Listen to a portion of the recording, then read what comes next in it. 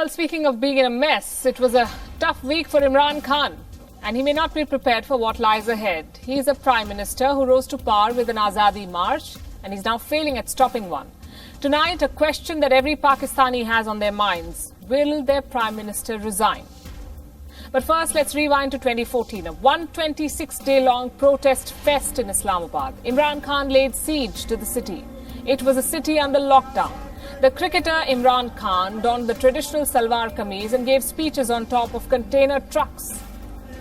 It led to Nawaz Sharif's resignation. 5 years down the line, history is repeating itself. The container trucks are back in Pakistan's capital, and so are millions in salwar kameez. All of this within 14 months of the Imran Khan government taking charge.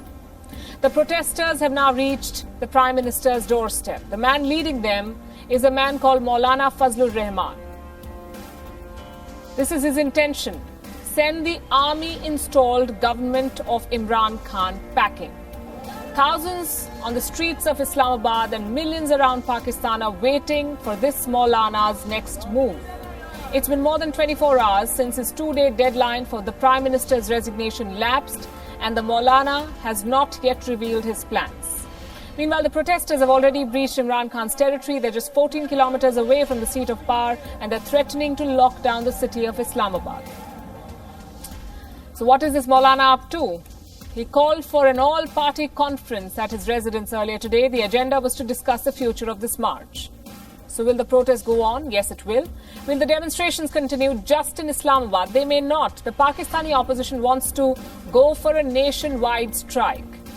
Will the opposition MPs boycott the government? There are too many voices as of now. Maulana Fazlur Rahman has failed to convince the opposition on mass resignations. The opposition, though, has not ruled out consultations over this.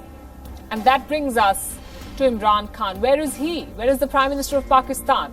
On Twitter, he seems to have gone on a PR drive on social media. Yesterday, he was selling the Kartarpur corridor. Today, he is promising freebies in the form of scholarships to undergraduates. Finally, he's even boasting of international recognition of his government's economic policies, wherever that came from. But here's some advice. Imran Khan cannot afford to be a keyboard warrior at this point. He may be getting a dose of his own medicine. And there are key differences between Fazlur Rahman's march and the one that Imran Khan led.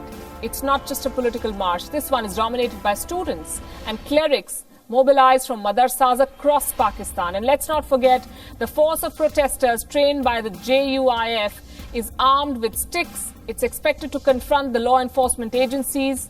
And if this mob becomes violent, there is no central authority to control it. Imran Khan may stay in power, but these protesters will have weakened his government considerably. Whichever way this ends, this is a turning point. And one thing's for sure, Pakistan's political landscape is poised for another turn of the screw.